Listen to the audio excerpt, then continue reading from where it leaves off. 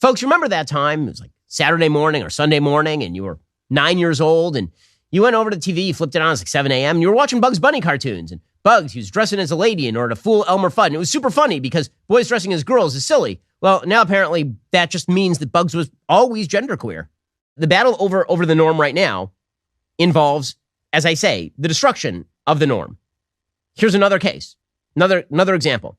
Over the weekend, a Utah school district banned the Bible in elementary and middle schools due to vulgarity and violence. Again, they're saying that this is an aspect of neutrality. They're saying this is neutrality. Neutrality is that if you don't want a 7-year-old having access to Genderqueer, a book in which little boys are taught about gay sex through pictures, through cartoons, if you don't want that available to a 7 or an 8 or a 9-year-old, then that kid also should not be exposed to the Bible. That is the quote-unquote position of neutrality. Is that a neutral position? It's equating the two things. But we're not a society that traditionally has equated biblical morality, which says that you ought to be responsible in the use of your genitalia, with an entire worldview that says that all forms of sexual activity ought to be promoted to children. The Bible is not quite saying the same thing as genderqueer, or even the converse of the thing. To equate the two things is a perversion, and everyone knows that it's perversion, which is precisely why the left is pursuing it. According to the Associated Press, the good book is being treated like a bad book in Utah after a parent frustrated by efforts to ban materials from schools convinced a suburban district that some Bible verses were too vulgar or violent for younger children. Now again, the teaching of the Bible used to be a rigorous prerequisite to going to school in the United States, including in most public schools across the United States. Most public school kids knew the Bible. At the end of the 19th century and the early 20th century, most kids were familiar with the Bible, if not from school, then certainly from church. Most of them went to parochial school. Okay, but now we are a society that equates the two. And it's the easy, lazy person's position. The easy, lazy person's position is to say there are no norms. I'm neutral on this question. No, you're not. No, you're not. Neutrality is a position. Neutrality with regard to biblical morality versus anti-biblical morality. There is no neutrality. Let's take a different example. Okay, here's the norm is murder is bad. You say, well, maybe murder is not so bad. And not in all cases. In fact, maybe there shouldn't be a norm about murder. There's no norm. In fact, we're going to be neutral as to whether murder is bad or good. Who does that favor? Is that a neutral position, or does that actually kind of favor murder? Right? Pick any norm, and the same thing applies on the moral level. And that is why you are seeing, again, it is not a neutral proposition to ban the Bible from Utah school districts while also banning genderqueer. That is not a neutral position. That is an anti-biblical position, and everybody knows that it's an anti-biblical position. When judges are striking down laws prohibiting drag queens from gallivanting in front of children, that is not a neutral position for the government to take. That is a very pro-drag queen position, which is why drag queens were celebrating yesterday in Tennessee as they got to flaunt their wares in front of 8-year-old children. Corporate America is not neutral on this question. When they pretend neutrality, they are not neutral. They're very much in favor of the new norms and the new standards. President Trump recently issued a warning from his Mar-a-Lago home. He suggested that our currency is crashing and will no longer be the world standard. Well, whether or not that is true, it is certainly the case that the central government of the United States is manipulating the U.S. dollar. That has a dramatic impact on your savings. You should be diversified. There is a material that has spent all of human history, essentially, mitigating against the power of central government to manipulate your worth. And that, of course, would be gold. You can own gold in a tax sheltered retirement account with the help of Birch Gold. That's correct. Birch Gold will help you convert an existing IRA or 401k, maybe from a previous employer, into an IRA in gold. The best part, you're not going to pay a penny out of pocket. I bought gold from Birch Gold in preparation for uncertain economic times, and you should do exactly the same thing. When currencies fail, gold is indeed a safe haven. How much more time does the dollar have? I don't know, but you should probably protect your savings with gold the way that I did. Birch Gold has an A+ rating with the Better Business Bureau, thousands of happy customers. Text BEN to 989898. Get your free info kit on gold. Again, text BEN to 989898 to get started. Text BEN to 989898. Check out my friends over at Birch Gold right now. Let's talk about how you can build a career. It's very difficult to build a career these days, right? You have to make your resume better. You have to find the best possible job. It's hard to find the best possible job. And what's really hard right now for employers is to find the best possible employees. That's really tough.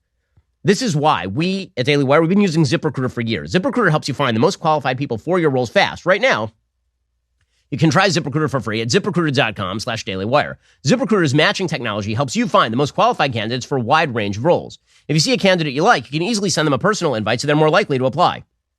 Their user-friendly dashboard makes it easy to filter, review, and rate your candidates all from one place. Let ZipRecruiter help you find the best people for all of your roles. 4 out of 5 employers who post on ZipRecruiter get a quality candidate within day one. See for yourself. Head on over to ZipRecruiter.com/dailywire. You can try ZipRecruiter for free. Again, that's ZipRecruiter.com/dailywire. ZipRecruiter is indeed the smartest way to hire, which is why, again, we've been using it here at Daily Wire for literally years now. You can do the same. Head on over to ZipRecruiter.com/dailywire and find the best employee to fill that role today. ZipRecruiter.com/dailywire. Okay, so corporate America obviously has taken sides when it comes to the norm battle. That is presumably why you want to see how idiotic society has become, right? This is like a perfect example of how marginalized becomes the new norm. And this is it. So Bugs Bunny. You remember watching Bugs Bunny cartoons when you were a kid? And you get up on Saturday morning, or for me, Sunday morning, and Bugs Bunny would be on the telly, and you would turn on the TV, and you'd watch Bugs Bunny. Okay, well, there are a bunch of jokes in which Bugs Bunny dresses in drag because it's funny, because we're laughing at it. Not because Bugs Bunny is expressing his alternative sexual orientation. Not because Bugs Bunny is a queer icon. Because it is funny when a man dresses as a woman, because it is absurd. Because men dressing as women is stupid and absurd. That is why. That's literally the point of Bugs Bunny dressing in that way. Right? Every time he does so, in order to fake out Elmer Fudd, it's a joke, guys. It's a joke. But no, Looney Tunes, a cartoon for kids, has now decided that we have to be absolutely serious about all of this. In fact, they put out a rainbow paletted series of images of Bugs Bunny in drag, again, because it was funny. And I say, happy pride, get your drag on, rainbow flag, Looney Tunes. So now Bugs Bunny is a queer icon. Who knows? Bugs Bunny may in fact be pansexual. I mean, that may threaten the future species of bunnies, but that's the way it works. This is also stupid, right? We're now retconning what exactly, so you're telling me now that Some Like It Hot, which was mocking drag, is now a pro-drag movie. That's the whole thing. It's so silly. It's so silly. And that wasn't the only thing that they were celebrating. And they put out a series of tweets surrounding this new idiotic trope. Here we go.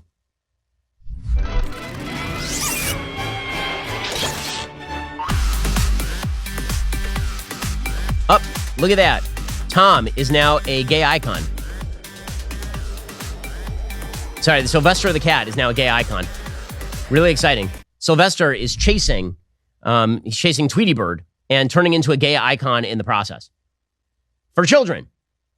Amazing. Amazing. And people are tweeting out things like, I love her, what a woman. And Looney Tunes writes back, what a maroon. So the entire corporate sphere, for kids, again, this is for kids because Bugs Bunny is directed at children. When's the last time you watched Bugs Bunny? You're probably 10. Okay, this is the new norm. It's a norm. You take pride in a new norm. You don't take pride in violation of a norm. Pick any norm in life.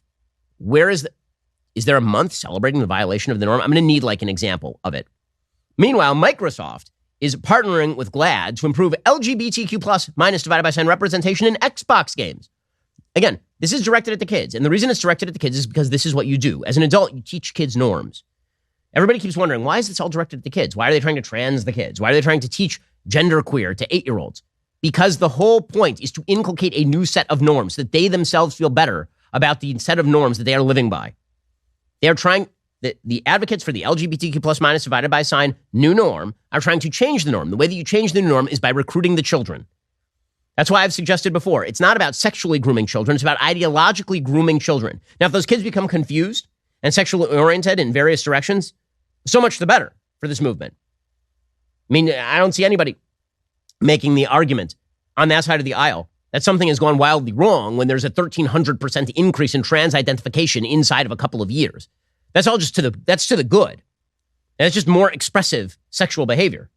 But that's not really the goal. The goal is change all of society's views about the norm, substitute the new norm for the old norm, and then everyone will live better, happier lives. This is why, in the end, this is a battle against biblical morality and traditional morality. That's what this is. Alrighty, guys, the rest of the show continues right now. You're not going to want to miss it. We'll be joined by Bjorn Lomborg, who, of course, is the debunker of all global warming hysteria. If you're not a member, become a member. Use code Shapiro at checkout for 2 months free on all annual plans. Click that link in the description and join us.